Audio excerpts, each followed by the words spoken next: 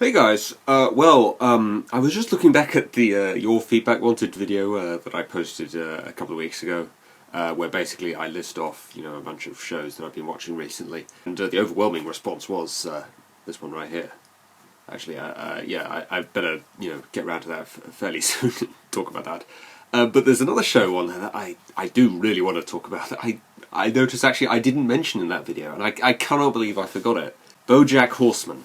It's really sort of a hidden gem, this show. It's quite incredible, really. It really sort of amazed me just how good it actually turned out to be when I actually just started watching it. I'd not heard anything about it before it just showed up on my Netflix feed, and maybe the fact that it's a Netflix series is something to do with that. But it just sort of on the surface doesn't look like any kind of show of anything particularly interesting. The premise of this show is essentially just that this washed-up actor called BoJack Horseman, he's been on a really successful TV show like about 20 or maybe even as much as 30 years ago called Horsing Around. And ever since that show ended, he's basically not been able to find any work whatsoever. And I think Horsing Around is supposed to be like just a parody of Full House. I mean, it's got the sort of single parent raising 3 kids. They actually do show quite a few clips from the show during BoJack Horseman, and in fact there is an entire episode of it on Netflix, and it does have that kind of Full House sort of feel to it. Now, I never watched a ton of Full House growing up because I think I was slightly too young for it when it was actually on, but I have definitely seen a few episodes of it, and it does kind of irritate me, the over-sugary,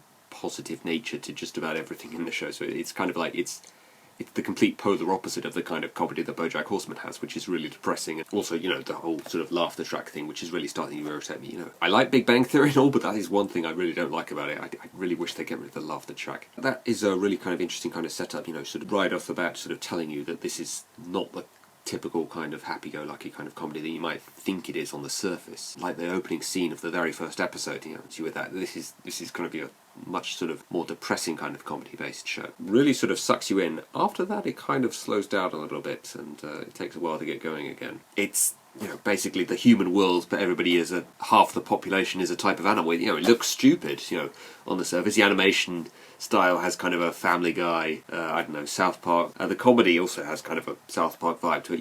You kind of assume it's maybe that kind of show, maybe just a few sort of jokes, a few parodies, a few spoofs of things. But no, it's actually a show that goes a lot deeper than that. I'm surprised a network didn't, not a network, a cable channel probably didn't pick it up. It wouldn't roll on terrestrial television, something like this. It's a bit too controversial for that. But yeah, this is really the kind of show I sort of feel like South Park should be. Now South Park's a good show, everything, but it's always kind of bugged me really with South Park that I'm not a bigger fan of it. I feel like I should be a massive fan of South Park, and I'm just not. I enjoy every episode I've watched. I've watched many episodes. I understand how the show works, the style of the comedy and everything. But when I've just finished watching it, I sort of feel like I don't need to see any more. I've had enough. I'll come back to another episode in a couple of weeks maybe and just watch that, but I have no desire to watch any more of it after I finish watching it. It's bugged me for a long time why that is. Why don't I like South Park more than I do? And I think maybe what it's missing is an ongoing story, an actual sort of decent sort of character arcs.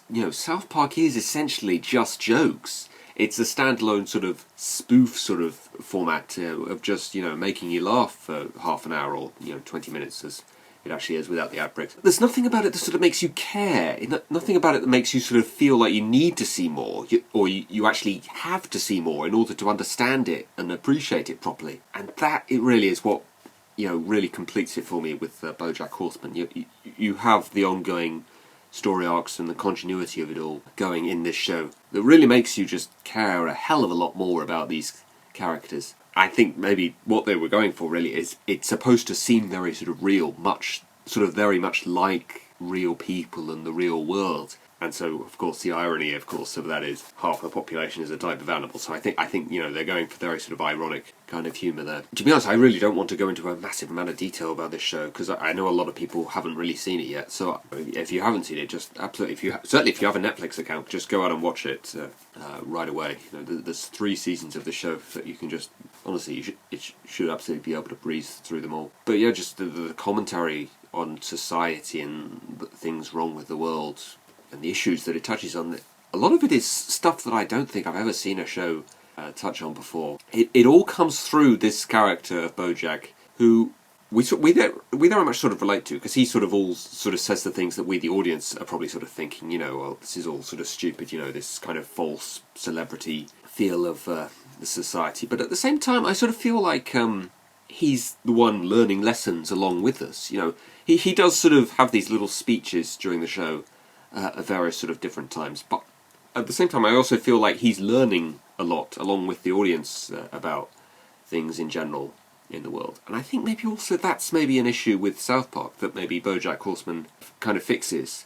And that is that the lessons South Park sort of tries to teach, they come across as a little condescending at times to me. It does very much feel like the characters are basically just turning to the camera and say, you better understand this. You really just don't get it, do you? You need to sort of change the way you think about the world, and feel this way about it. It's kind of a little bit forced to me. I mean, a lot of them are still good lessons that they teach in South Park, but they feel a little bit like I'm being preached to, a little bit too sort of forced on me, and it doesn't help the fact that every now and again there are a few lessons that they teach that I actually don't agree with.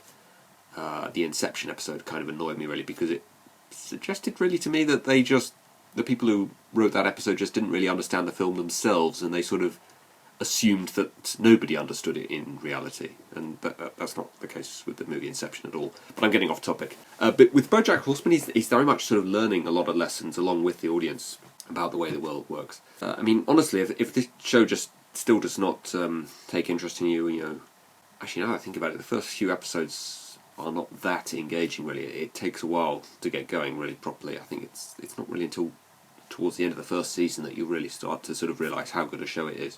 If you're very short of time, and you haven't seen this show, and maybe you just want to watch maybe 1 or 2 episodes, I would highly recommend you check out the episode Telescope, because that touches on a really fascinating kind of idea that I don't think I've ever really thought about before. And that's the idea that under certain circumstances, when you've done something like really massively wrong that's have a massive negative effect on somebody's life, just apologising, and especially apologising for it years and years later, really doesn't make it okay, and actually it can perhaps, under certain circumstances, come across as a little selfish, because in this situation it perhaps was really just a case of BoJack apologising, not really so much because he actually genuinely felt sorry, but just because he felt guilty and he wanted to sort of apologise just for the sake of saying, okay, I've apologised now, I can take that off my conscience now and I can just get on with my life.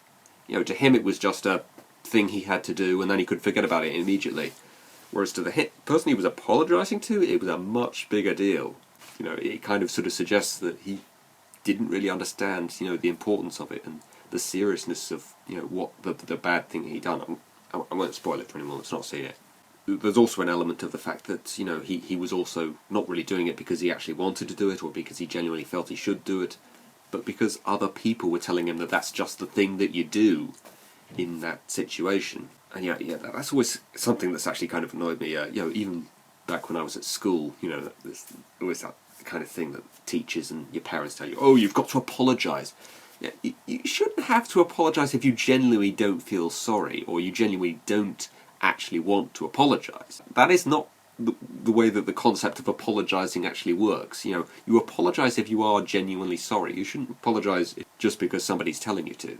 It shouldn't work like that. So that was a sort of really fascinating kind of idea that I'd never really thought about myself before, and that I think was the episode that really hit home to me just how good this show is. I don't really want to go into any kind of more detail than that really, because this is just a show that you really just need to see for yourself just to properly appreciate just how good it is. There's a lot of very sort of specific things about society, particularly the sort of celebrity culture that we've now built up, that it really hits quite deeply on, really gets you thinking about things. So there's a lot of also sort of cheaper sort of jokes, that just sort of revolve around the fact that half the population is a type of animal. That at times are also kind of clever, like the Penguin Books company is actually run by a penguin. There's also a little bit of an element of surreal humour, as you probably would expect, considering... I guess it's like a caricature of the real world, you'd have to say. So surreal humour is, just sort of probably a given, I would say. It also has Jesse from Breaking Bad in it, so that can only be a good thing.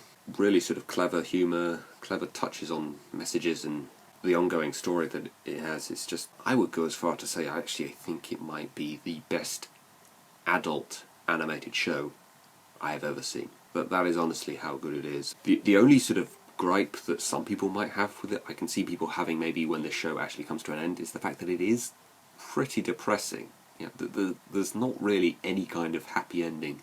There's kind of a sort of happy ending to the first season, but the ending to the second and certainly the third season is really depressing. And I can see when this show actually does come to an end, I think that's going to be a while, yeah. You know, I can see this show running for about 10 or 15 seasons, honestly. If and when the show does come to an end, it's probably not going to have a particularly happy kind of ending, and I can see a lot of people not liking that, really. But, you know, I could be wrong, it could have a happy ending, who knows. Absolutely check this out if you have any kind of Netflix account, and if you don't have a Netflix account, you know, try and find somebody that does, and check out this show. It takes a little while to get going, but once it gets going, you know, you won't regret it. So yeah, BoJack Horseman. Check it out.